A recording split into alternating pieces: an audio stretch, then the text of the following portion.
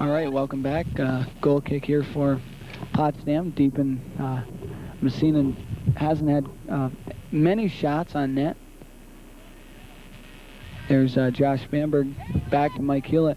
Massena looking a little sloppy today as the field conditions are just that. They are sloppy. We do have a puddle here in the press booth, and we're trying to swim around that. Made the arrangements, and we're all set. And there's a shot off of the goaltender, Ryan Seymour, and it went off of him, and it looks like it could be a corner kick here for Massena. And it is, and Lewis Alderman will set it up. Number 12 for Potsdam's going to creep back behind Shane Veach. Here's a shot up and in the box, and Ryan Seymour with a beautiful stop jumps up and makes a nice save for Potsdam, and he's a key factor on this Potsdam team. Their record is 4-12-2, and he's just now standing goaltender, and I imagine some of the games that they did lose by 1 or 2 goals, he kept them in it all the way. Here's Mike Hewlett looking in the middle.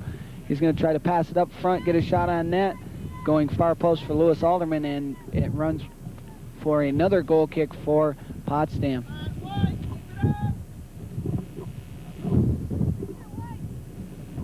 Mike Saber once again taking the goal kick for the Sandstoners. Going to try to keep it low. Nice way to offset the wind. Mike Hewlett trying to get a head on it, and number 28 Matt Marsh is in there for the Stoners. A hard shot by his own player back to Seymour, and Seymour will handle it. He's going to throw it this time. The punt's a little ineffective in this wind, and Derek Gladding stops it for Massena and looking inside to Mark Tile. Ball runs wide. Shane Veach is going to trap it with a nice play. He gets it down low and misses the pass, and number 28 Matt Marsh kicks it out of bounds for the Sandstoners. So far no substitutions for either team, so both teams happy with who they have in there for right now, but I'm sure Potsdam's going to have a few extra legs to put in there because Massena's offense hasn't lit up anything yet, but when they do, Potsdam's going to want to get some fresh legs in there and try to offset their Massena's speed with some fresh legs. All right, we're going to take this chance for another commercial break. We'll be back right after this. It is 0-0 in the first half, Potsdam and Massena. All right, welcome back. Goal kick coming to the midfield, handled by Potsdam, and then Massena got control of it. Lewis Alderman going to try to beat a couple players. He does, and Ryan Seymour comes out once again for the Stoners.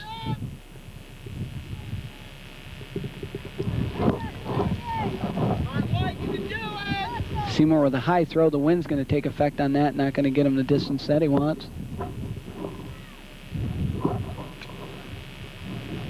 Ball's going to run out of bounds for a Stoner throw in on the far side. Number 27, Dave Yulin, will throw it in.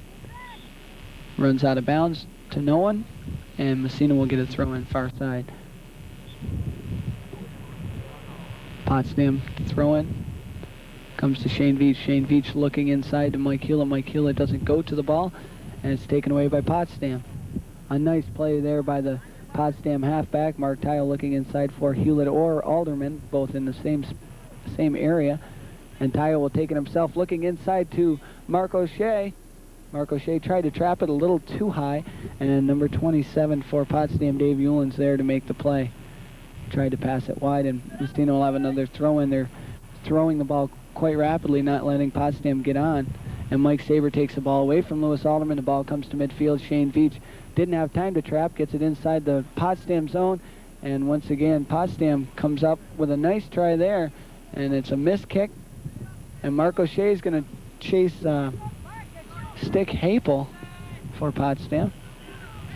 Number 29 coming downfield is Tony Seidel. Seidel looking midfield, a handball, but it was an inadvertent handball, and Tony Engstrom looks inside to Lewis Alderman. Alderman saw Mike Saber when he looked up, and Saber took advantage and took the ball away. Mark Tile looking outside to Mark O'Shea. O'Shea in the middle, trying to get it back to Tile, but Potsdam was there. Mike Hill with a high kick. Mark O'Shea trying to chase it down, but Hapel will beat him to it. We have a Massena throw in. Mike Furno throws it in to Engstrom. Engstrom's going to let it run a little bit. Punch it inside. Trying far post. Oh, Josh Bamberg almost had it, and here's Lewis Alderman. He puts it in the net for the Massena's first goal. Outstanding play by Tony Angstrom. Mike Verno had a nice throw in right to Angstrom. Angstrom put it far side. Josh Bamberg had a chance and put it right past the goaltender, Ryan Seymour, for Massena's first goal. All right, we're going to take this time for a commercial break. We'll be back. Massena 1, Potsdam nothing. You're watching Edwards Production Sports presentation of Section 10 Playoff Soccer.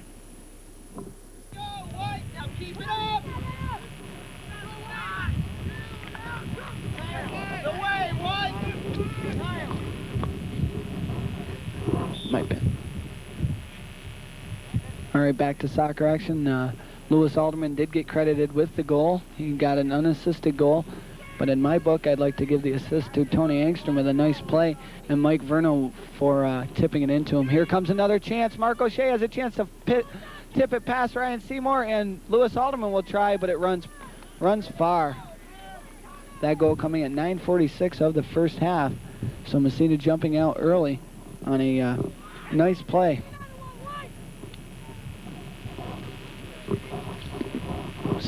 Potsdam will have another free kick, goal kick. I'd like to remind everybody that we will be at the Massena versus Ogdensburg Tier 1 Section 10 playoff game in football on Friday night, and we'll try to bring that game to either Saturday or Sunday, whichever our schedule permits, so please look for that also. And if Massena wins today, we will be there on Thursday, if our schedule permits and weather permits, at St. Lawrence University to cover the Massena OFA soccer game. It looked like it went off number 15 right there, Joe Randy, but the referee said it went off of number 18, Mark Tile. Here's a chance for Randy.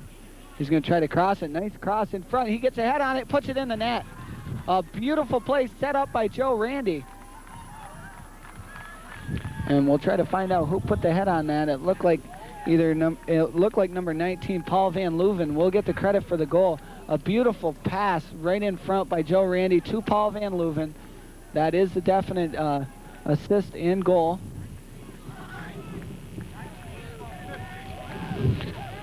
Referee telling us now 19 from 15. So you take a look at that right there. You can see that Massena did have the ball go off of Randy, and Potsdam was awarded the free throw-in.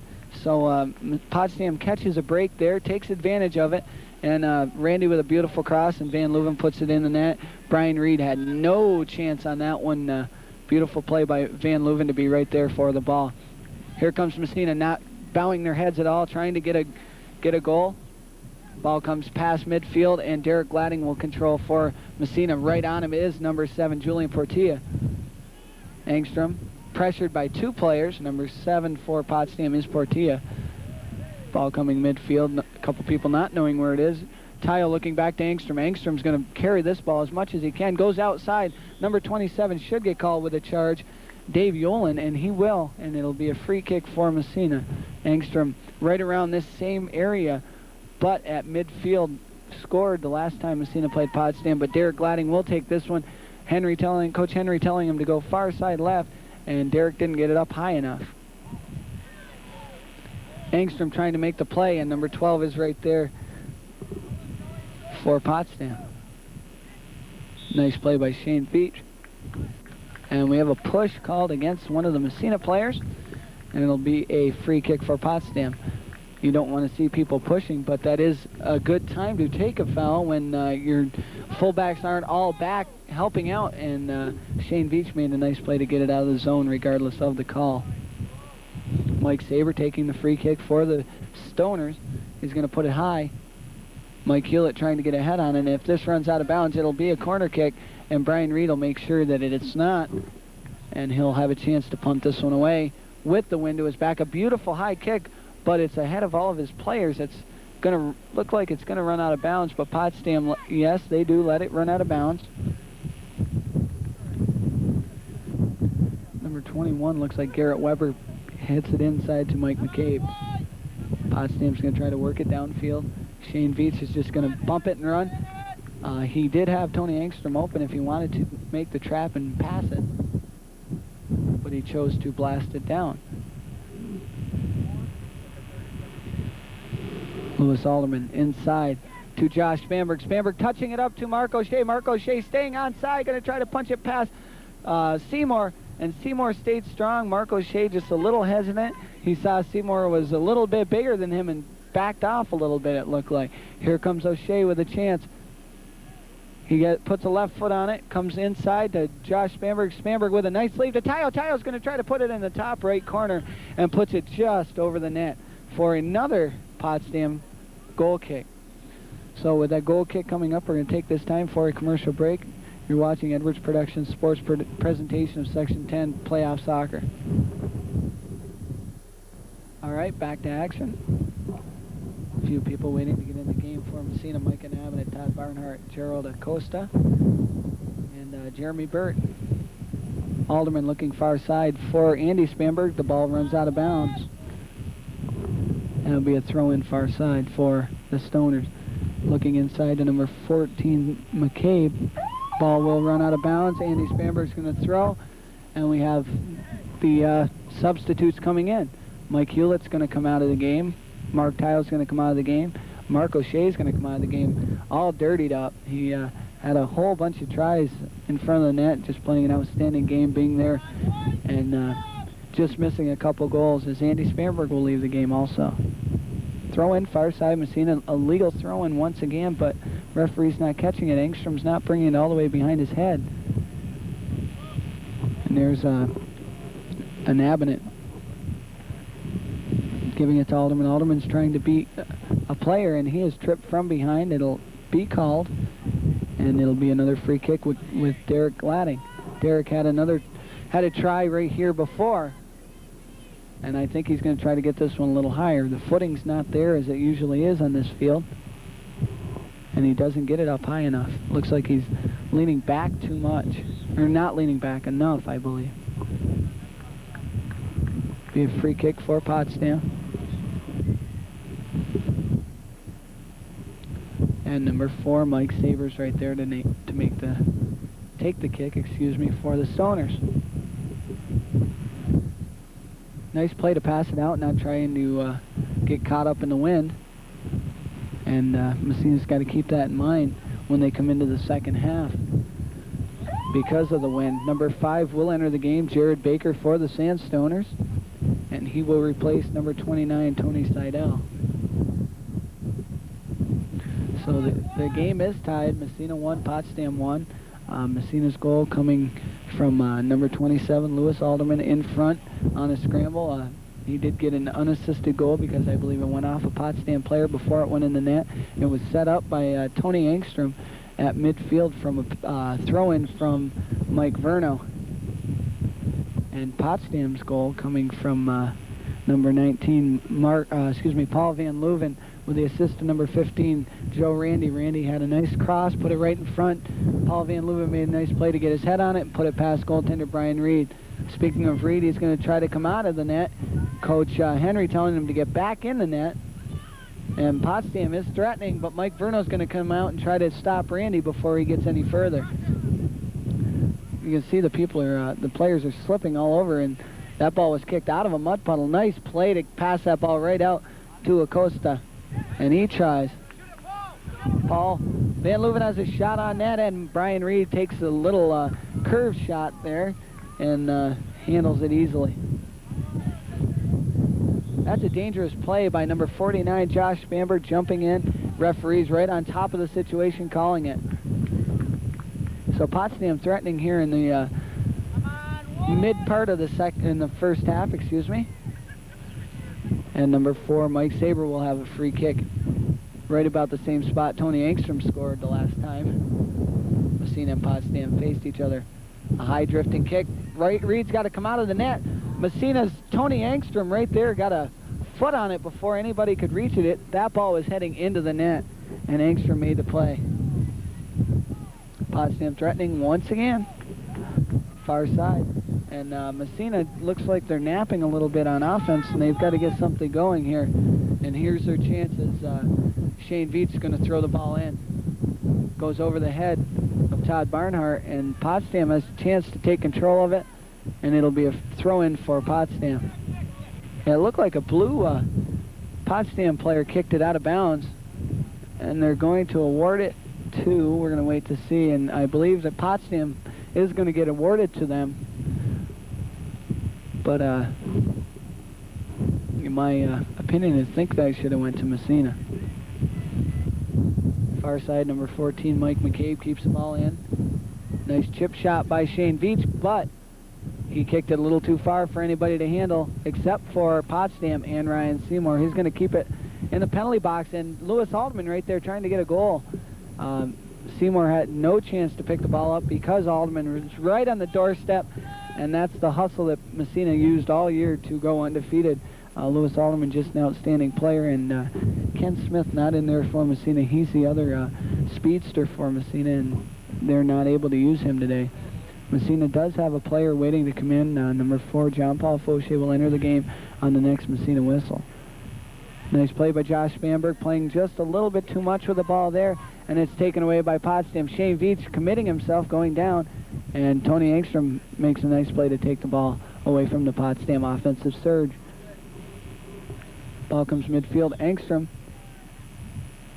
Obstruction called against Potsdam, and Tony Engstrom will make the nice play, trying to come in. And this ball set up. Gladding puts it off the Potsdam wall. Gladding will have another chance if he can control here to move past the Potsdam player, number 14, McCabe. Nice chip shot in there, but looks like Potsdam's going to let that one run wide once again for a goal kick. Take this time to mention some of the people that make this game possible. Hotel Netto, 43 Andrew Street in Massena. Winthrop Furniture, Main Street in Winthrop. LBM Lumber, Route 37 in Hogansburg. Econo Fuels on the South Racket River Road in Massena. Burns Truck Stop, number 9, Route 37, Hogansburg, along with Bears Den, Route 37 in Hogansburg. Northway Carpets and Floor Center, 138 Main Street, Massena. I'd like to thank all those people and urge all of the people out there watching this game to please patronize these merchants, as they have made it possible for us to bring you all these games all season and into the playoffs. Speaking of playoffs, Massena did win the other day against Malone in Section 10 football, beating them 48-46 in triple overtime. Outstanding game, and we're going to try to be at the Ogdensburg-Massena game on Friday night to bring you the action if weather and schedule permits us. Nice play there by Mike and Amina trying to get the ball in. John Paul Fauché goes far side. And Engstrom's going to trap in midfield. Looks like he's getting pushed from behind. No call. And Engstrom's going to try to get it over to Barnhart. Engstrom with another try. Comes back to Gladding. He makes a nice play just to keep it in the zone. Barnhart's going to trap a little too far ahead of himself. But Alderman's there to pick up the missed kick. There's Engstrom looking far to Alderman. Alderman will trap. Give it to Barnhart. Little miscommunication there, and Shane Veach telling him so. Massena's second string has been doing quite a good job all year, and if they can communicate here, they can do the job that they have been doing, but they're just not able to do that. There's Derek Gladding keeping the ball, out of the zone, and we have a free substitution here for Massena. Tony Engstrom being substituted in for Mike Hewlett. Mike Hewlett's going to be coming into the game. Potsdam has 3 players waiting to enter the game, but they haven't had a chance because of throw-ins. Massena's had the majority on the far side of the field while they were waiting. Here's another try to get it back to Seymour.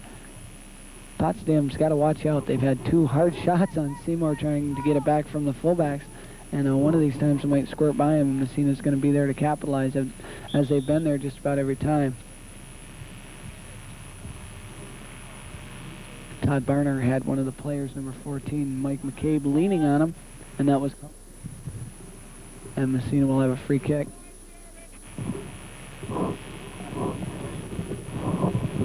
Pretty decent crowd on hand here today. Section 10 playoffs, of course, there's going to be. Ken Smith behind us running, trying to keep his ankle loose. Looks like he doesn't have any problem running. But it's a whole different ballgame when you got to try to kick the ball. I talked to his dad the other day, and he asked Kenny how it felt, and he said, I can run, I can do this. And his dad said, well, how about trying to kick the ball? He goes, well, I don't need to kick the ball. And his dad kind of joked because Kenny was joking with him, and he said, yes, you do. It's soccer. You do have to kick the ball. And Kenny just kind of smiled at his dad, I guess, and he's going to try to come in and kick the ball into the net for the Raiders if his ankle permits him to do so. Far side, Todd Barnhart makes a nice play, almost knocking a couple people out on the top row of the bleachers over there. And 3 people entering the game for Potsdam: number 25, Stick Heppel, number 29, Tony Seidel, and number 17, and that's Jeff Carey. Whole slew of people waiting to come in for the Red Raiders. Have to wait for a throw-in or a goal kick to do so. Here's Potsdam with another chance. A nice try by Gerald Acosta, and the ball comes back to Reed for the save. I'm going to call him Gerald Acosta because I tried a few times to say his name. I messed it up a few times, and he just said, just call me whatever you want to call me, because I was butchering his name a little too much. Ball comes Lewis Alderman. Nice play to keep it away from number 15, Joe Randy. Passes out to Verno. Verno commits, and he runs into number 29, Seidel. Ball's going to run far side to Acosta, and it'll be a throw-in for the Red Raiders. And Spanberg, Engstrom, Tayo, and number 10, Jeremy Marcel will enter the game. As an Abinet, Veach, Barnhart, Alderman, and Acosta will leave the game for the Red Raiders. Ball comes inside the zone. Engstrom's going to look. Nice high kick, but it's going to run far, and yet another goal kick for the Red Raiders, for the Stoners.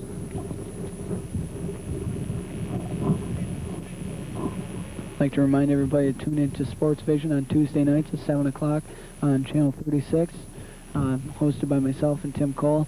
We're going to try to put together a couple of shows to recap the soccer and football season and to highlight the upcoming winter sports season, as it'll be our inaugural season for winter sports. We've kind of got things down to a science for fall sports, and it's too bad to see them end a little bit sooner than I wanted them to, as we were just getting all geared up. But winter sports we'll be covering, and we've got quite an intense slate of action. We do have Massena Central, St. Lawrence Central, and Salmon River in boys and girls basketball, boys hockey, and wrestling. So we'll bring you those sports as our schedule dictates to us. Ball will run out of bounds for a corner kick for the Red Raiders.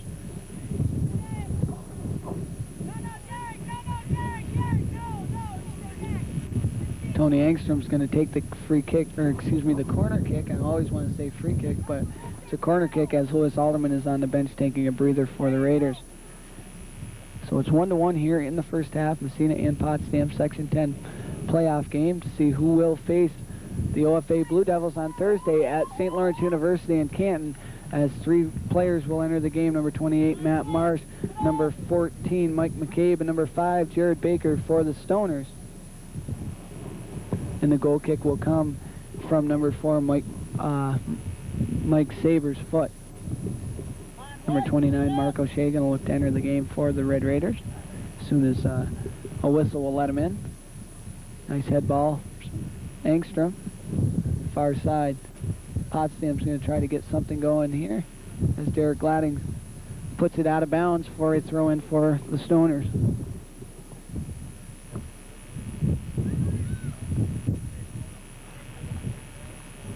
Nice play to kick it downfield, but Jeremy Marcel's right there. Missed kick comes out to the Potsdam player, and he kicks it downfield, and Derek Gladding makes a nice play to keep the ball in bounds, but he makes sure that they don't get a corner kick, and they do get a throw-in. Nice play by, looks like Andy Spanberg, and it was, and Potsdam's forced to kick it out of bounds for a corner kick, and number 29, Mark O'Shea, will enter the game. We'll see who he replaces. He He replaces Jeremy Burt. Derek Ladding with a free kick. Comes out to midfield. Mike Hewlett will take control. John Paul Fauché will take it from him. And Tyle is there. Looking far side for Josh Bamberg. He's going to try to get it before it runs out. Beautiful sliding play to make sure the ball stays in bounds. Potsdam puts it in play down in the Massena zone. And Massena hasn't had a lot of offensive effort here in the second part of the first half. Derek Ladding with the head ball.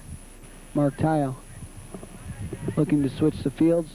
Gladding gets a blooper up. Charge after the play called against the Potsdam player, so Massena will catch a break as that was a 50-50 ball up in the air. Anybody could add control. Now Massena will take control. Jeremy Marcel will set it up, and Derek Gladding will catch his breath and make the kick. Nice high kick. Skims over the head of number 28, and Mark O'Shea trying to stay on sides. Andy Spanberg looking to send it as the player from Potsdam will come right on him. Tony Engstrom trying to keep it in bounds. He does. He goes by, tries to go by the Potsdam defensive player, and it did hit off of the Potsdam player, and Massena will have a corner kick. Engstrom will take the corner kick because, once again, Alderman is on the bench taking a rest. We'll see if Engstrom can put it in front for someone to tip it in for the Raiders. Once again, it is only 1-1 here. Massena and Potsdam all tied up in the first half. Nice high kick, but it comes too high and out to the top of the 18 as Mike Hewlett makes a nice play to get it back to Engstrom. Engstrom's going to try to get across here, and the ball will go out of bounds for only a throw-in for Massena far side. Engstrom with a throw, once again not getting it all the way behind his head.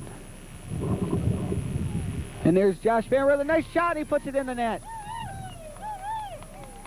Wow, Ryan Seymour thought he was going to go to the other post, and Josh Bamberg just put it right by him, kind of turned his whole body and fired it to the close post, and Seymour didn't know what to do. It didn't have much of a chance, and Spanberg just blew it right by him.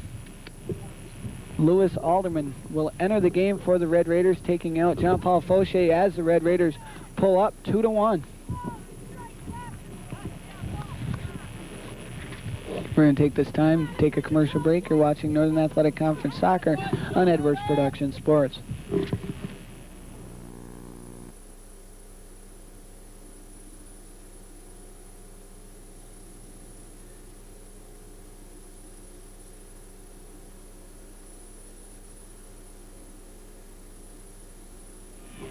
Back to soccer action here.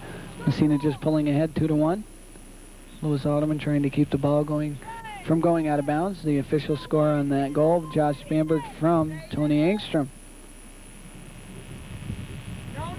So Massena coming right out and pounding on the door of Potsdam, telling them, "Hey, we're not gonna lay back and on a 1-1 situation. We want to get ahead before we even think about going into halftime." And they got a goal. As it looks like the stands are filling up over there on the far side of the field. At the beginning of the show, we did say Scott Edwards was going to be announcing with me, but he was unable to make it to the game today because of a very, very busy schedule.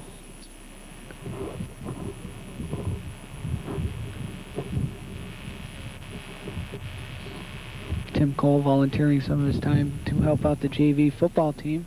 So he's volunteering for us and for the JV football team, so he's spreading out his time a little bit. And he's going to be helping out that team coaching today, so he was unable to be with us today. So Potsdam has a couple substitutions coming in.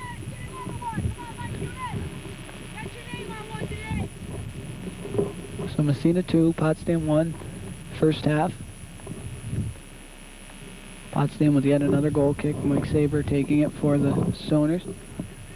Ball comes midfield. Mike Hewlett taking his time. And the referee did have his whistle up to his mouth as number 25 stick Heppel, pushed off on Mike Hewlett, but it didn't affect the play too much, so he let him play on. Ball runs back, and Massena player kicks it out of bounds. And number 16 for Potsdam, Jack Charlebois, will enter the game, replacing number 15, Joe Randy.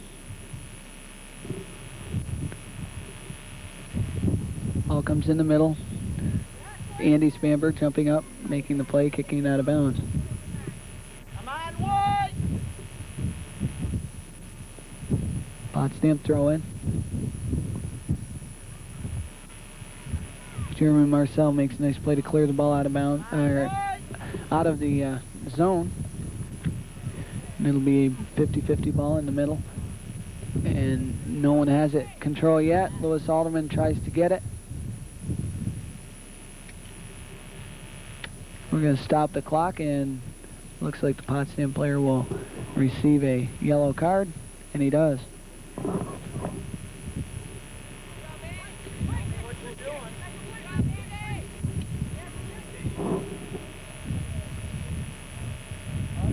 So Potsdam coach Joe Daniels has to make a decision on who's going to replace him, as he did get a yellow card. That was number 28, Matt Marsh, on the yellow card. And number 12 will replace him on the field.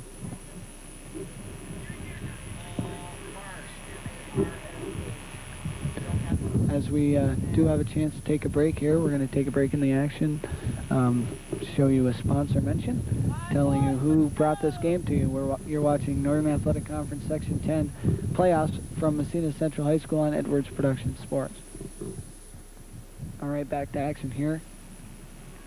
Derek Ladding kicking the ball up past midfield. Mark O'Shea has another chance, but Ryan Seymour jumps out of the net and makes the play. And Ryan Seymour looks like he's waiting for Massena just to get out of the zone. He doesn't know what he wants to do with the ball quite yet, and he might want to put the ball on the close side of the field because all the Massena players are on that side. Throws it in right in the middle of the group. Potsdam player there for the head ball, unable to get to it, and Mike Hewlett going to cross the field, getting it to Mark O'Shea. Nice play to pull it away from the Potsdam player. Mark Tayo gets a foot on it trying to get Mike Hewlett, and Lewis Alderman tries to keep the ball in bounds, and it runs out of bounds for him for, once again, a goal kick for Potsdam. If things go the way they have, Mike Saber will take the kick, and he will.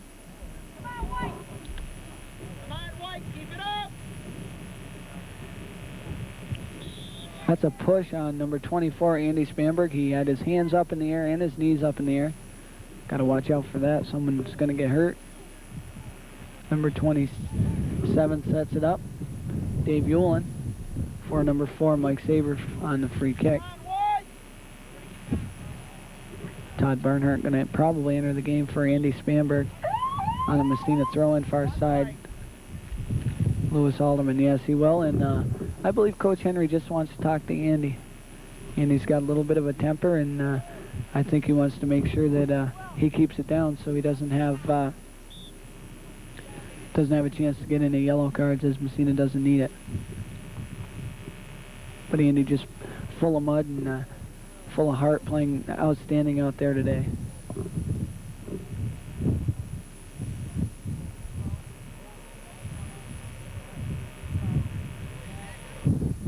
Potsdam controlling midfield. Mike Verno getting it inside to Josh Spanberg, unable to handle it. And here's Todd Barnhart, going to look inside to Lewis Alderman. Nice play. Alderman's going to try to beat a player here, put it down far corner to Mike Hewlett. Mike Hewlett's going to try to keep it in bounds, and it does run out of bounds. Number 15, Joe Randig, is going to enter the game. He'll replace number 16, Jack Charlebois. Pretty muddy field conditions here. Both teams do have the little scrape boards for their cleats on the sidelines that you see the football players using quite often. They have a whole strip of them, as there's probably 40 to 45 people on a football team, so you need quite a few strips, and on the soccer field you only need one little pad of it, but they need it a lot today as the ground's really slippery. Mike Saber takes the kick once again. Moderately high kick coming into the midfield. Tony Angstrom trying to get to it. Todd Barnhart with a nice back pass, trying to get it to Angstrom. He does. Hewlett's going to kick it wide to Mark O'Shea. Mark O'Shea's got a chance to trap it and move it downfield. but the Potsdam player's right there, Mike Saber. O'Shea keeps it in bounds. Beautiful play. Ball's going to run back to Verno.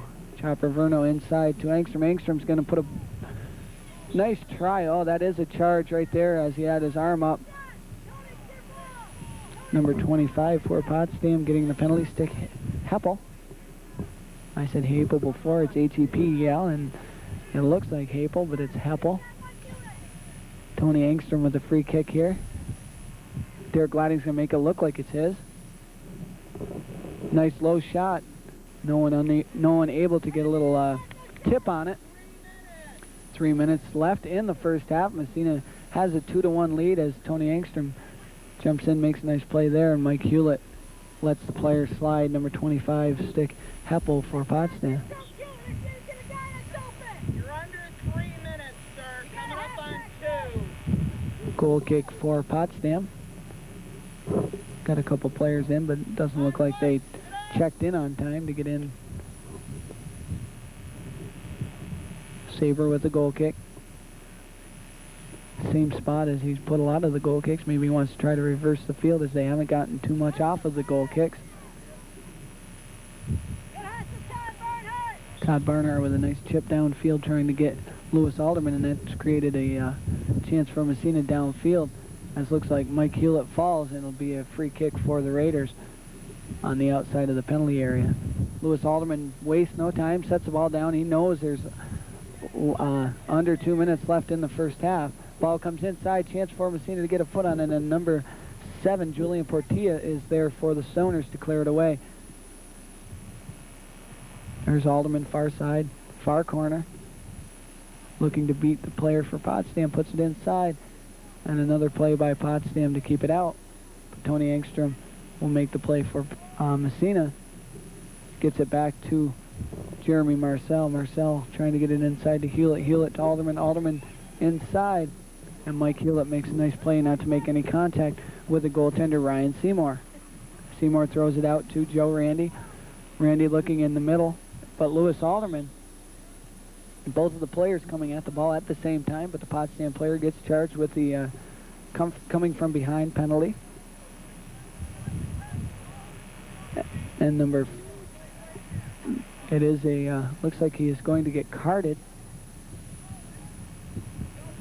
Both players going after the ball hard, and the Potsdam player will get carded.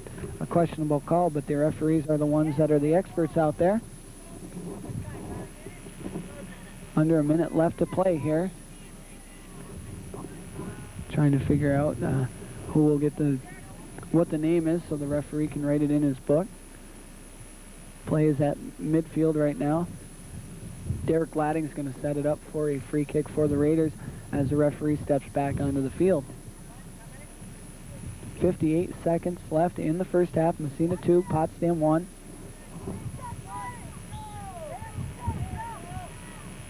Angstrom lets it go for Glading, and I believe it's an offsides call against Massena.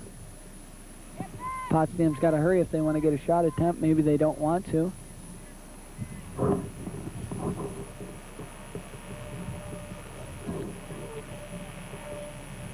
Seymour's going to hold up, probably let the time run out.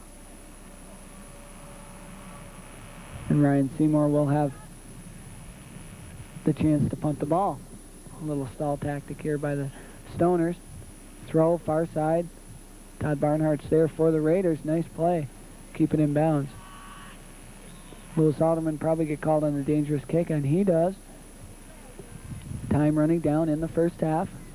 10 seconds left, so looks like we're going to end the first half with a 2-1 score here. Massena's goal coming off of a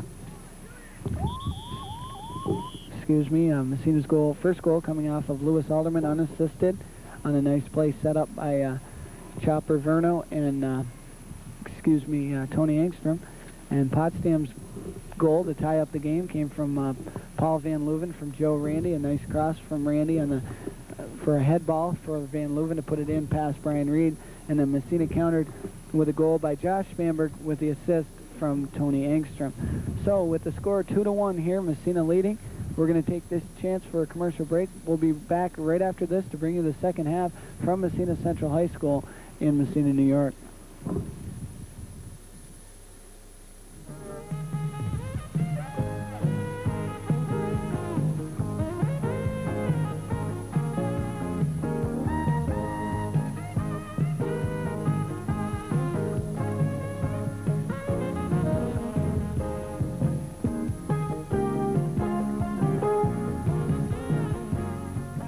Back to second half soccer action with a little technical difficulties, but we got them all straightened out. If you didn't miss much, no one scored. Massena does have a chance to score on corner kick by Lewis Alderman right here. Massena up 2-1. Once again, as I said before, Massena's goals, we'll pass those goals on to you as soon as the play turns into nothing threatening for either team. Massena's goal, Lewis Alderman unassisted, is their second goal. Josh Vanberg from Tony Engstrom, and Potsdam lone goals coming from Paul Van Leuven with the assist to Joe Randy.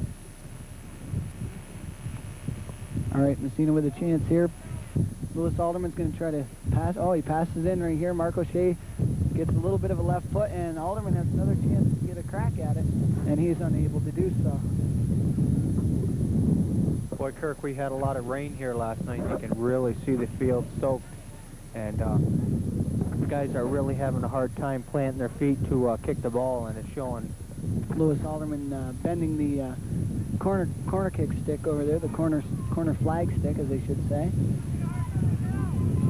And yeah, the footing is pretty bad, and the player for Potsdam is called on offsides. He was no, we have a direct kick back here. The Massena player definitely got all legs, so that's what the call was. Good call on the official part. It looked like number 19, Paul Van Leuven, was about 2 steps past the Massena player right there. But what the coaches for Potsdam are talking about, that Potsdam did have a little bit of an advantage on that play, and they should have let the play go. But regardless, Potsdam did get the, and they'll have a free kick. And Josh Bamber with a beautiful head ball down to the foot of Lewis Alderman. He'll get it inside. Mike Hewlett's unable to control the ball. And there's Tony Engstrom, far side, giving Hewlett one more try.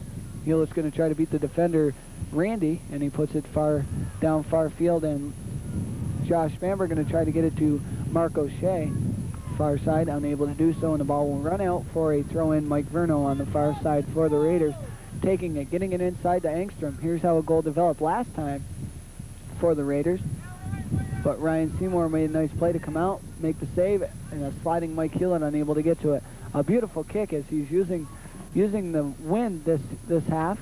Number 19 looked like he's pushing off there, Paul Van Leuven, but they're going to let him play. And the ball goes off. The Massena player, Derek Glading, and number 29, Tony Seidel, will come in for the Stoners.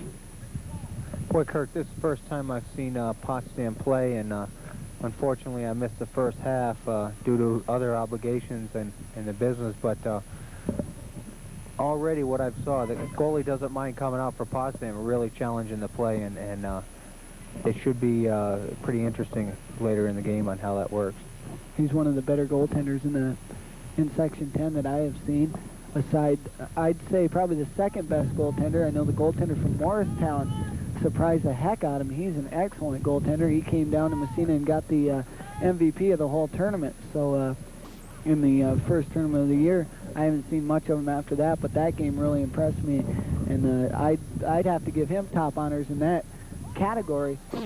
In this here, Mike O'Hare, I'd say, sticks out in my mind. Yeah. And I don't want to slight Brian Reed, but he's 10th grade and he's got 2 more years to get some kind of MVP.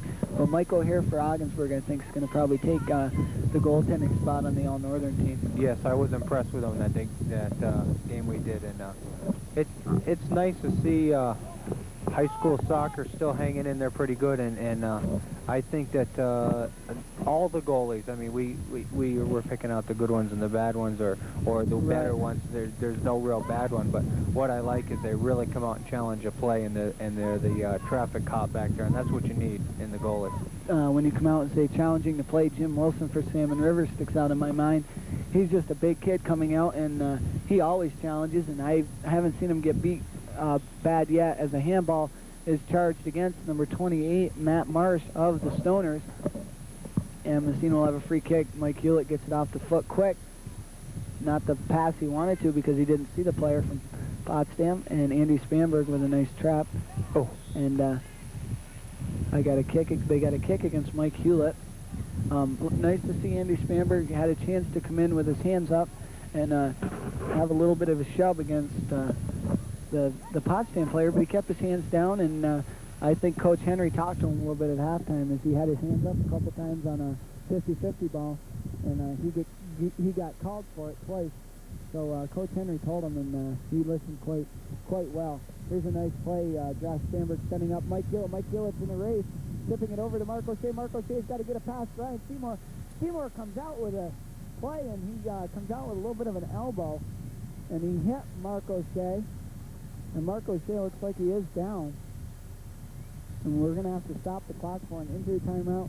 We're going to take this timeout for a commercial break. You're watching Section 10 Northern Athletic Conference Soccer from Massena Central High School, Massena 2, Potsdam 1 on Edwards Production Sports. All right, we're back to soccer action. Mark O'Shea up and walking away from the play, so good to see for Massena. It's going to be a free kick for the Red Raiders. Not very sure of the call. The referee didn't make it too clear. Now, do we have an indirect or a direct kick, sir? It looks like it's going to be an indirect kick.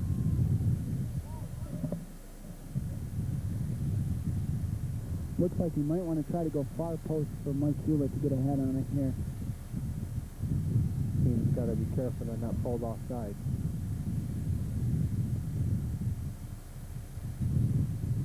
Mike Lewis Haldeman with a blast, a beautiful play.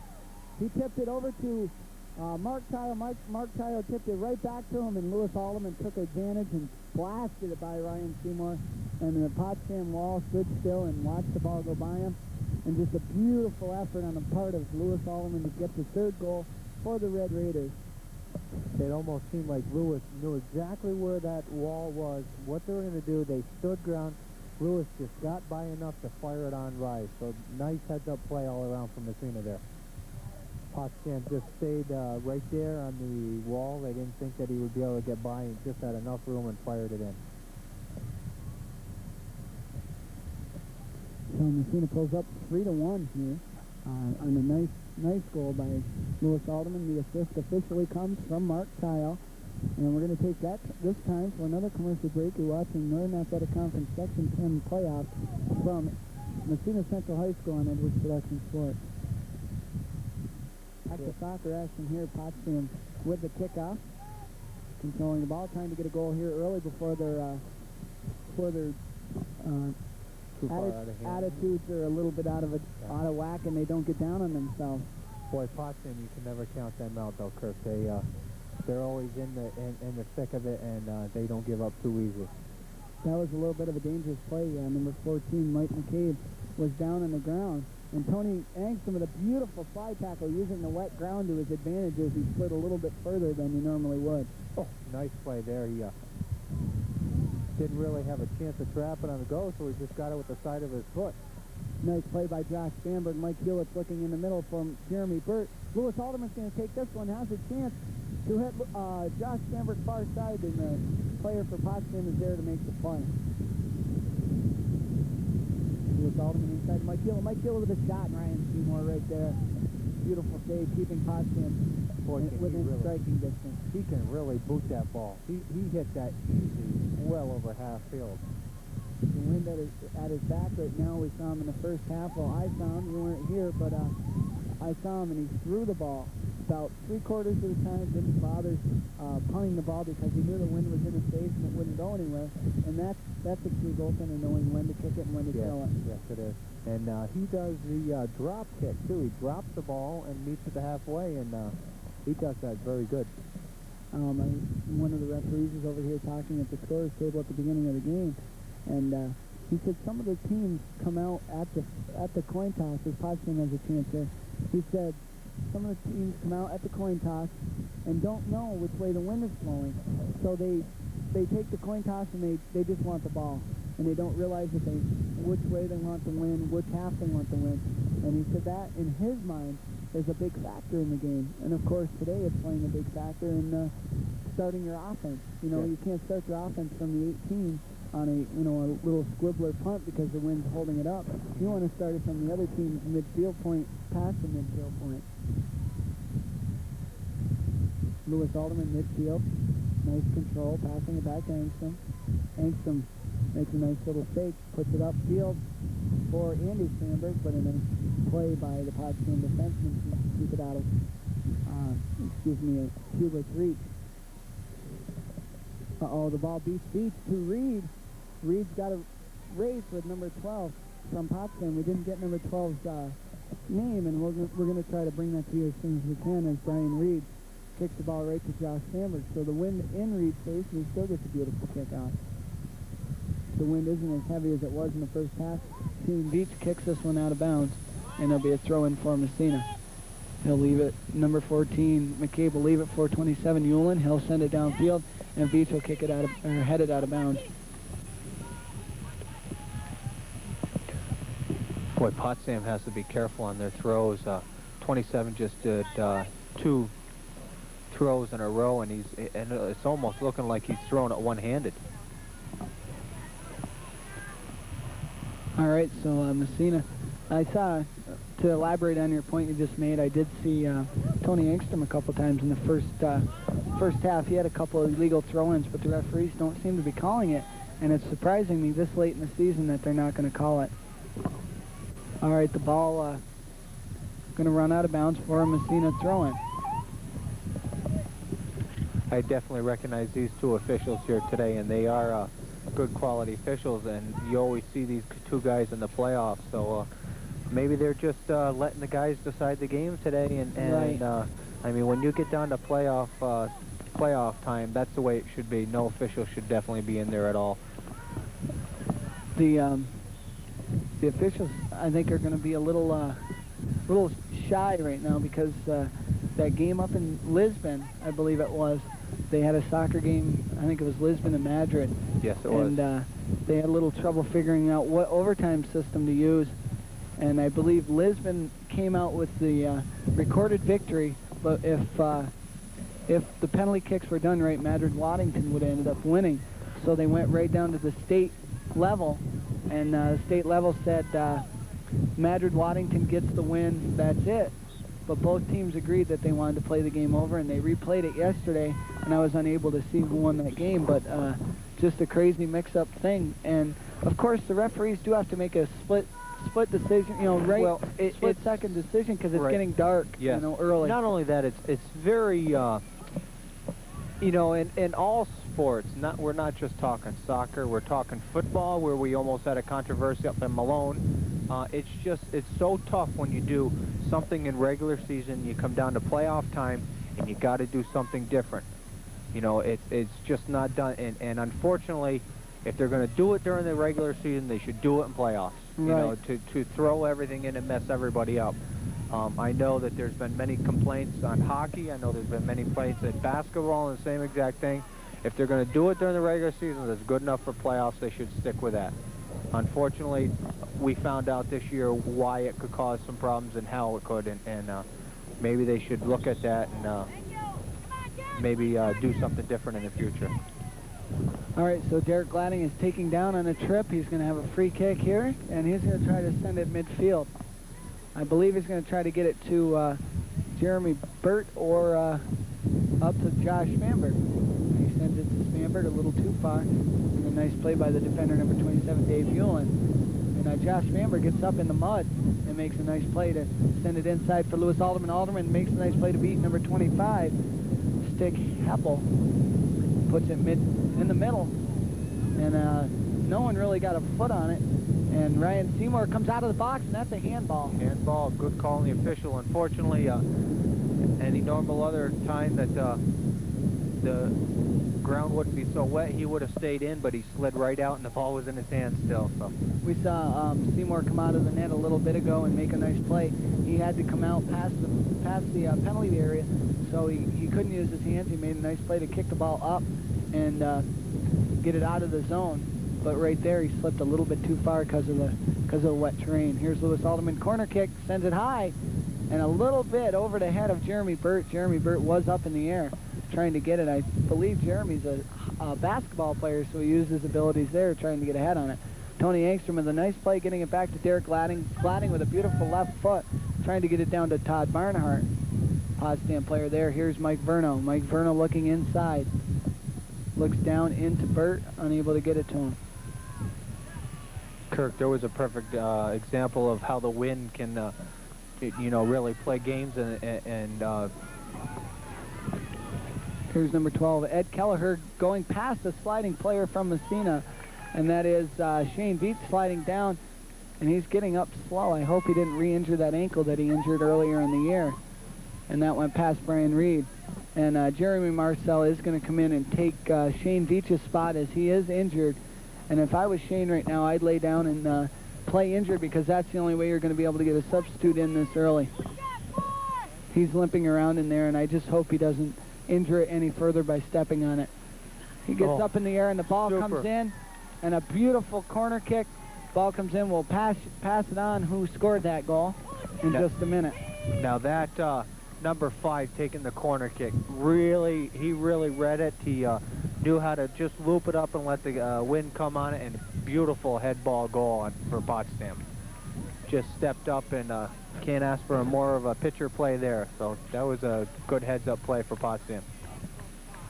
So 19, Paul Van Leuven getting the goal. The assist to number 5, Jared Baker. So that's Van Leuven's second goal off a head ball. That was a real nice goal there, all around for Potsdam. All right, we're going to take this time to take a look at some of the people making this game possible. You're watching Edwards Production Sports. Back to action here. Massena 3, Potsdam 2. Paul Van Leuven just recording his second goal of the game with the assist to Jared Baker. Like I said before, it is 3-2. Massena's lead here in the second half. It's early in the second half, so Potsdam definitely not out of contention here. Got a trip on 19 for Potsdam. Paul Van Leuven, the guy who just got the goal.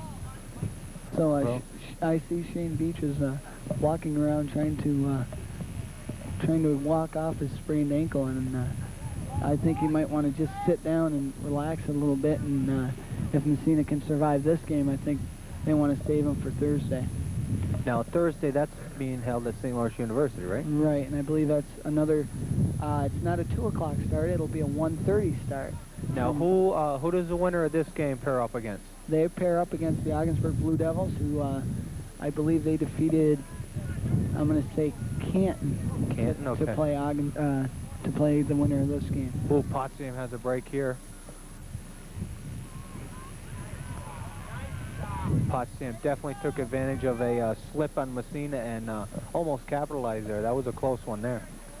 Now, my calculations are right. If Massena wins this game, they play Ogdensburg on Thursday. On Wednesday, Massena's JVs travel up to Ogdensburg to play football. And on Friday, the boys varsity football team travels to Ogdensburg to play football. So it's going to be a Massena-Ogdensburg playoff showdown, except for the JV game. That's a regular season game because they don't go into playoffs.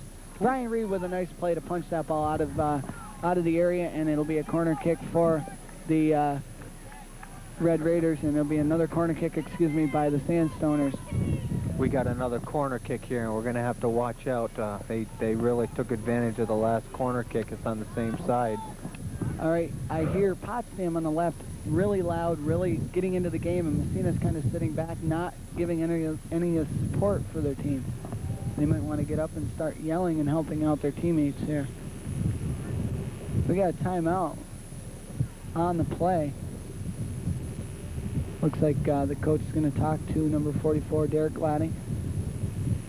Or the referee. I say coach. Yeah, it's been a very long day. We had Glading, and I can't get the number on the blue player, but they were just pushing and shoving, trying to get position there, and referee stepped over and talked to him, and boy, we almost got identical play. Ooh. Brian Reed gets his hand in there and makes a nice play, and Lewis Alderman clears it out, trying to give Massena another chance.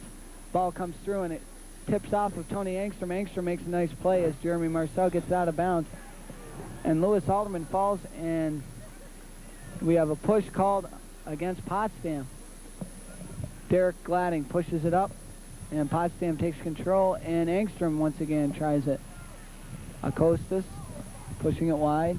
Number 25 gets a foot on it. Stick Heppel.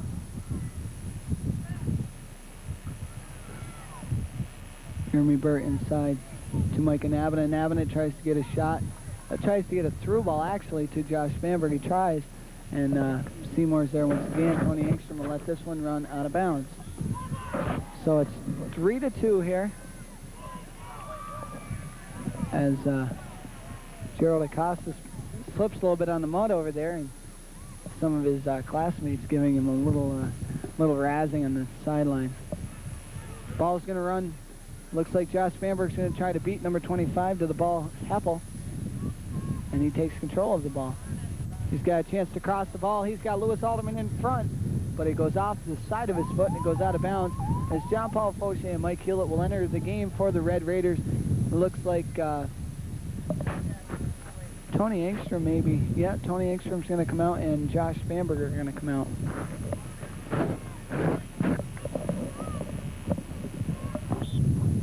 One, two, three. I'm counting to see how many players Potsdam does have on the field. They do have 11. I saw another player coming up. It looked like he came off the field, but I think he wanted to substitute and didn't realize he couldn't yet. There's a push on Massena, so it'll be a free kick or a throw-in. I don't know if he called a free kick on it or a throw-in. Come on, White, let's go! I know Coach Joe Daniels wanted him to call a push. It is a throw-in regardless. Ball comes up. Todd Barnhart showing good poise by jumping straight up and down and not committing a foul. John Paul Fauché on the step of Ryan Seymour trying to knock in a loose ball, but to no avail. Seymour's not going to give up anything like that. Mike Verno, maybe he's going to look back to the goaltender Reed, but he puts it out of bounds wide and be a throw in far side for number 29, Tony Seidel. Seidel looks to number 15, and that is Randy.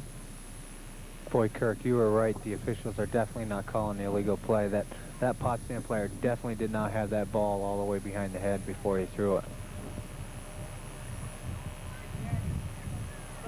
Throw-ins is the only thing. We do have a throw-in, or a substitute getting ready to come in for the Raiders. Excuse me, I'm thinking throw-in and saying something else.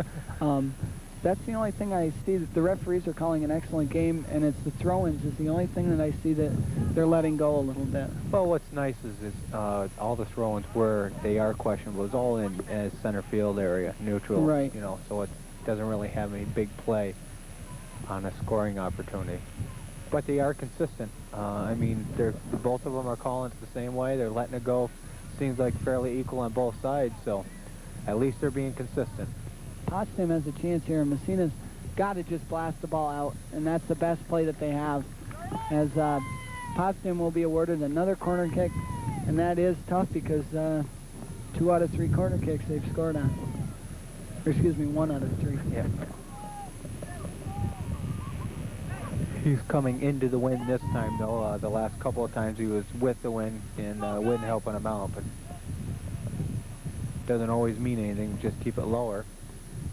It's a tough side over there to have corner kicks. I know in the first half Tony Engstrom was taking a couple over there, and he couldn't get anything out of it, and that's the same place he ended up kicking the ball. As looks like Mike Hewlett goes down on the play, and it'll be a free kick for Massena. Penalty kick. Shane Veach wanting to enter the game. He can't because of the penalty kick. And Mike Vernon will take the free kick, putting it high and past midfield, but out of bounds. Just got to keep that ball down a little bit. The wind's taking it as much as it can and holding it up there, and it's going to push right out of bounds. Yes, you can definitely see it curve right out all the way on the other side of the field here. Got a referee whistle. He's going to back him up a little bit. Every soccer player wants to cheat a little bit. And it's going to push him back once again, and I don't know. I think maybe you want to award that to Massena if he keeps doing that. Ball goes off of John Paul Fauché, and it's saved right there by Jeremy Burt. And here comes John Paul Fauché in a race with Seymour, and Seymour's going to win it coming out with his foot. Nice trap midfield, Mike Hewlett. Ball spinning off his chest, and he makes a nice play to get it down to his foot. He's going to send it wide for Costas. Costas, nice play, a little bit too late, trying to get it to Jeremy Burt. Here comes Verno with two guys on him, makes the play to get it to Acostas. Acostas has a nice try, elbows up there to Barnhart. Barnhart looking inside to Alderman. Alderman going to look to turn and go with this. He gets pushed off the ball by number 27, Dave Yolen. It'll be a free kick for the Raiders. Lewis Alderman's getting told by Coach Henry to hold on a little bit till he can get some people inside the penalty area, but Potsdam's going to try to push him offside so they can't get in there.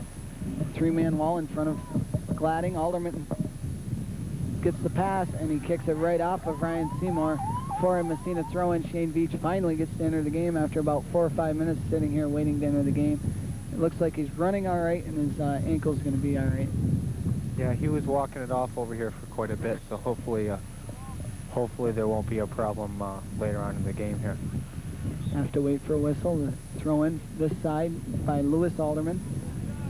Mike Verno coming out of the game. Lewis Alderman, a nice high drive. Jeremy Burt tries to get ahead on it. A nice play. Mike Hewlett trying to keep control for the Raiders. Ball comes down into the corner. Gets tripped up a little bit. Both players going down. We'll see what the call is here. Looks like they're going to call a goal kick.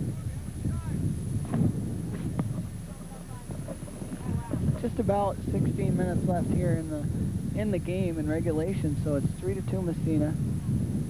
Over the midway point in the game. Massena looks like they're going to enter about 4 or 5 players, and Hewlett will control. He's going to look to cross the ball here, and he does.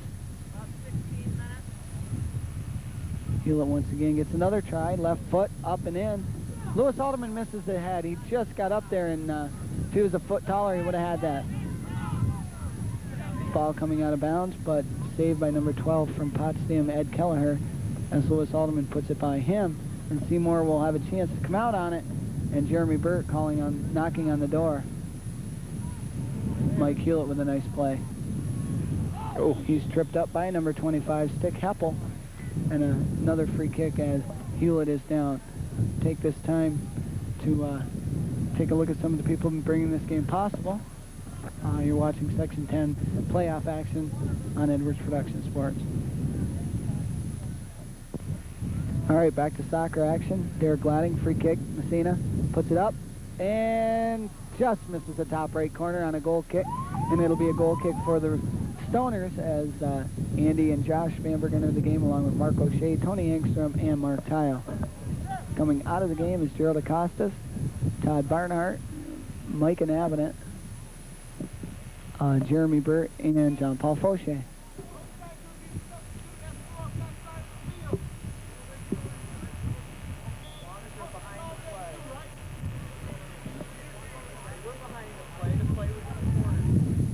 Josh Bamberg has a chance to cross the ball here. He makes a nice play trying to get around number 12, and he does. Number 12 sticking right with him. And a beautiful stop by Ryan Seymour. Boy, he can really read that play when that ball is going to come over, and he's always right there. He's a good heads-up goalie. He looks like he enjoys the mud, though. He's in there right in the thick of things, and the mud's really, really deep in there, and he's enjoying it. He's getting down and dirty every chance he gets, and just playing outstanding back there for the Stoners. Nice high throw there, getting it up over the defenseman of Potsdam. And here's number 12, Ed Kelleher, looking up and trying to send a through ball, and Tony Engstrom thwarted their efforts right there. Here's Lewis Alderman with a nice pass inside of Mike Hewlett. Mike Hewlett's just got to tip it, and it's going to run past Ryan Seymour in the net for Massena. Mike Hewlett with a nice play. He wants to keep that ball. So Mike Hewlett gets a nice pass right there and puts it past goaltender Ryan Seymour. He got just enough on that one. That's where you just keep your composure. You see the goalie coming out, and you want to make the goalie make the first play, and that's exactly what he did, and just tipped it by. That, I know if it was me, I'd want to blast it. Yeah. I know it'd probably go over the net, so it's a beautiful play by Hewlett. Yep. Good heads-up play. Take your time, read the whole play out, and just don't panic. And he did that picture perfect. We're going to wait for the referees to tell us who got the goal and the assist.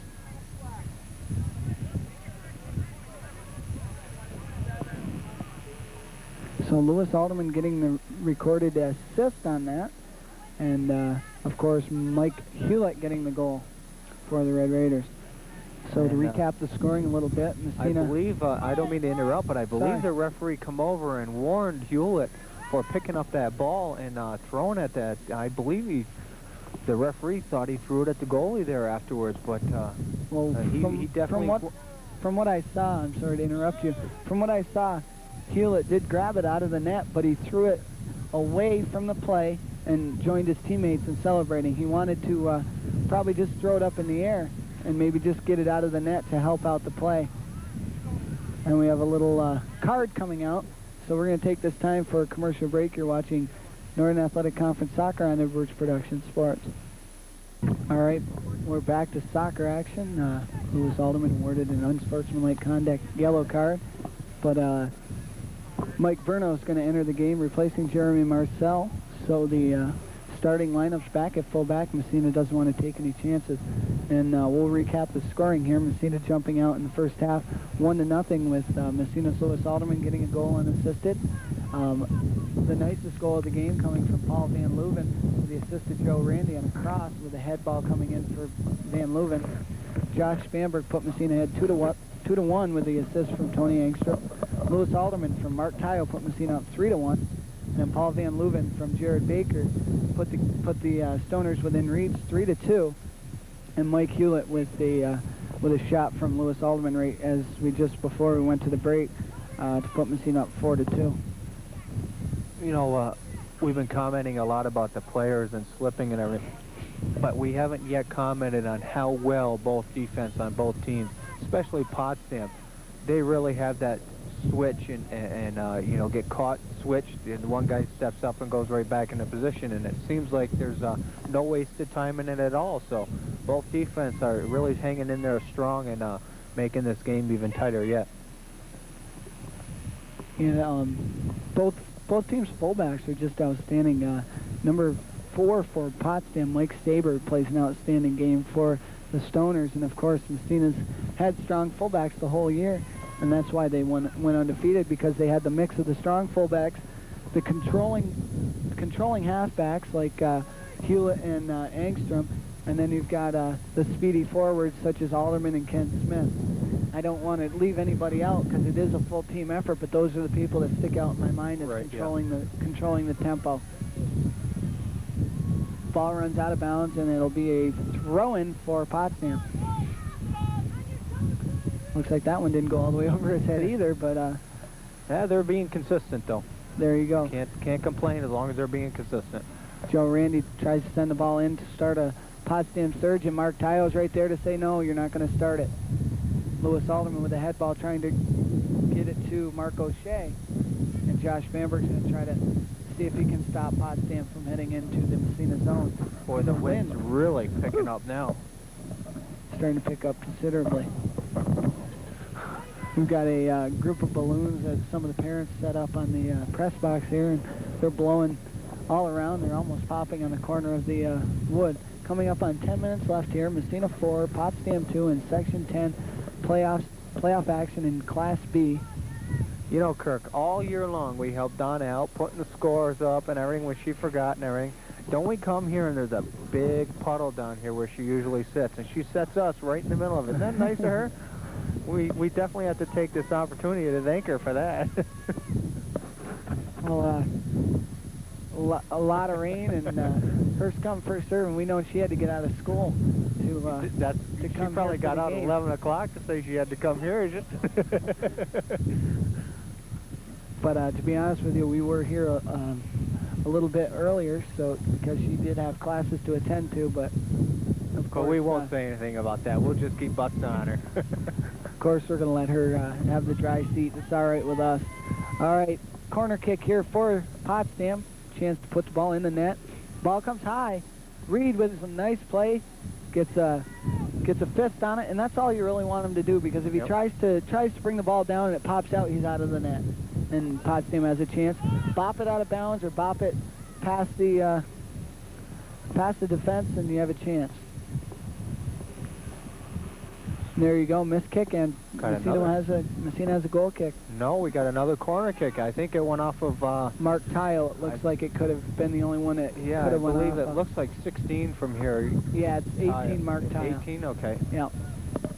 At least we both saw somewhat of the same, because we know there's no 16 on Massena. Well, especially with, you're asking a referee here who's supposedly blind, so I don't know. Coming up on 8 minutes left here in the second half, regulation time. Massena 4, once again, Potsdam 2. Free goal kick for Massena. Derek Gladding, nice ball coming up to about halfway of the field, and that's against the wind. And that ball is going to run out of bounds. For a throw-in far side, and number 29, Tony Seidel, looks like he's going to take it. Number 25 helping him out there, Stick Heppel, getting it over to him. Throw comes. Goes off the head of the Potsdam player, and throw-in for Massena. Mark Tile trying to get it into Mark O'Shea. So the two marks going, trying to pass it back and forth, but excuse me, the fullback Chop Burno is going to come in and make the play. Mr. Henry's starting to yell to his players saying, take your time, we've got time to eat off the clock, and that's where you can eat up a lot of the time is on your throw-ins and stuff. So milk the clock as much as you can, because I know Massena going undefeated the whole year. Their eyes are set on the Ogdensburg game. And Potsdam is the team that really wants to pull the upset, and you can see it out here. They're still hungry. They're not giving up at all, and this will be a real big win for them, not only knocking off an undefeated team, but doing it in the playoffs when it really counts. Of course, they've got to do something in a hurry. They're down by 2 with just about 6-7 minutes left, 6 or 7 minutes left. And we have a corner kick for Potsdam, and here's their chance to get within 1 goal. And this is about their 5th corner kick in about 2 minutes, so it's... Ball comes out. Nice play by Brian Reed, and Shane Veach dives and makes a nice play. Nice play, and he slipped there too, so he just got enough of it to keep it down. Gonna have to make a note of that and try to remember to put that one on Sports Vision. That's a key play right there for Massena to come out of a corner kick, or actually it was just a free kick. It looked like a corner kick from here, and come out with their 2-goal lead still. Mike Anavinet's going to have a throw-in. Coach Henry, once again, take your time. Don't worry about it. Throw it up, eat some clock. Maybe he's going to try to send it to Josh Bamberg. The ball almost running out of bounds. Nice save by number 14, Mike McCabe, as he sloshed over here in the mud pit. Number 7, Julian Portilla, sending it down to number 4, Mike Saber. Saber to 23, and that's Brett Blackburn.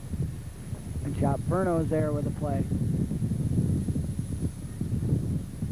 Mark O'Shea is going to try to keep it in bounds, but it goes out of bounds. Potsdam throw-in, and we have a substitute.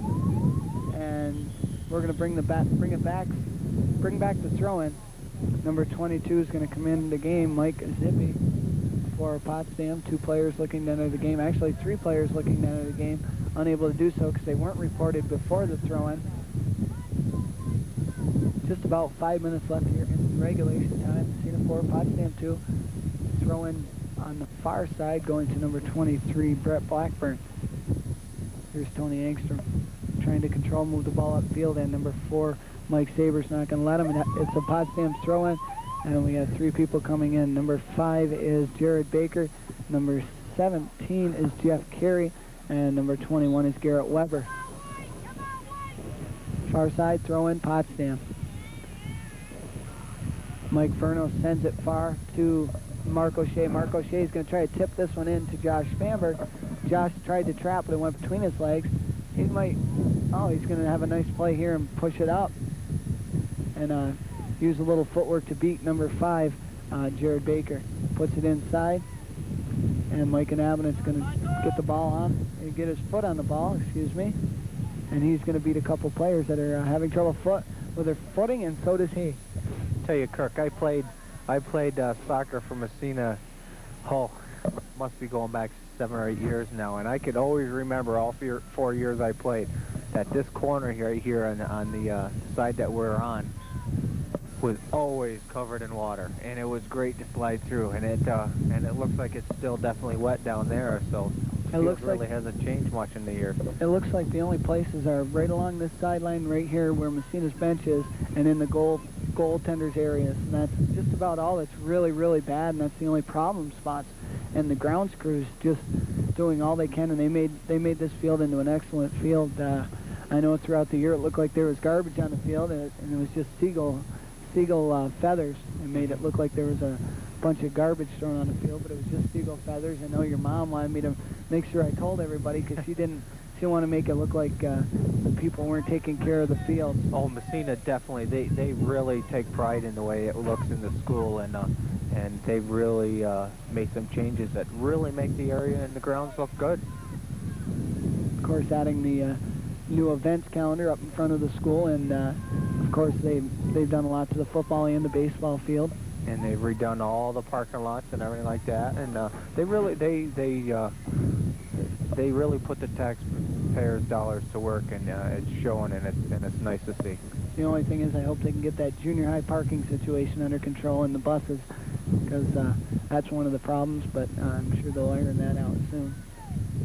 All right, Massena 4, Potsdam 2, coming down to crunch time for Potsdam. They want to get a goal within a minute or two here in order to try to tie the game up in the last 2 minutes. So it looks like there's probably 4.5 minutes left. Ball's coming inside. Seymour with the play. Potsdam wants to get some. Oh, excuse me, there's 2 minutes left. Yeah. I thought there was about 4. Angstrom makes a nice play to keep it inside the zone. Massena doesn't want to play with it too much. They just want to dump it. You want to play the dump and run game right now because you're making it easy for them. Handball We have on a handball 21 blue called again. for Potsdam. Got 21 for Potsdam. Tony Angstrom should take his time a little bit, eat some of the clock. And he's just going to try to kick it as far as he can. Josh Bamberg kicking it, trying to kick it, and Shane Veach with a foot. Number 5, Jared Baker. Trap, Lewis Alderman. Going to just turn it upfield for Mike Inhabitant, and Potsdam does not want to give up. Throw in for Massena. Mike Inhabitant's going to throw the ball. Shane Veach wants to make sure he's on defense and nothing's going to happen. A nice play by Coach Henry. He wants to make sure the ball goes upfield, not backfield. 1 minute left to play. Massena 4, Potsdam 2. Looks like Massena's going to have a chance to go to the Class B championship against the Ogdensburg Free Academy Blue Devils on Thursday at St. Lawrence University, 1:30 p.m. start. Urging everybody from Massena to get out there and watch that game because Massena needs all your support in that game. They got a tough OFA team to face. They tied them in Ogdensburg. I believe the score is 1-1. I'm not quite positive. And I believe they only beat them 2-1 here in Massena. So, which was a very, very close game, too. I believe we are going to do that game Thursday? Yep, yes, we're going to be there. 1:30 start at St. Lawrence University in Canton. No, I definitely remember that game against OFA, and both games are very close, but the one here in Massena really sticks out in my mind. It was a good all-around game. So, got the countdown right now. Seconds left. We got stop the clock. Tony Angstrom's down. And they didn't stop the clock. And Massena ends up with the victory. Massena 4, Potsdam 2. Massena will take the Section 10 Class B semifinal game to move on against Ogdensburg once again, as I said, on Thursday, a 1:30 start up there. So the kids get out once again early to play a soccer game. So they want to beat the weather. And of course, in a championship game, you want to make sure that in case Massena doesn't make it on time, they can start the game at 1:45 still. Right, yep. But you're not going to run into darkness too much if you end up going into overtime, because you do have to have a winner.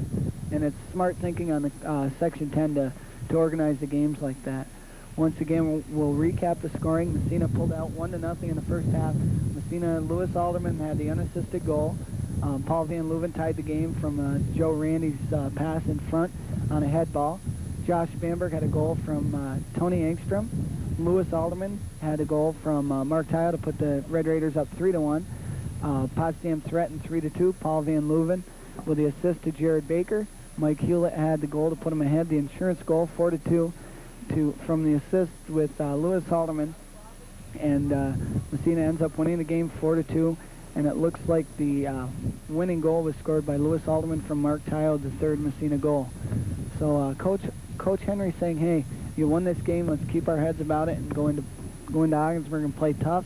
And we're going to be there at that game. I'd like to congratulate the Raiders and Potsdam for having an outstanding game. We're gonna take this time to thank everybody for sponsoring the games. And for Scott Edwards, I'm Kurt Wood. I'd like to thank everybody for joining us on Edwards Production Sports presentation of Section 10 Northern Athletic Conference action.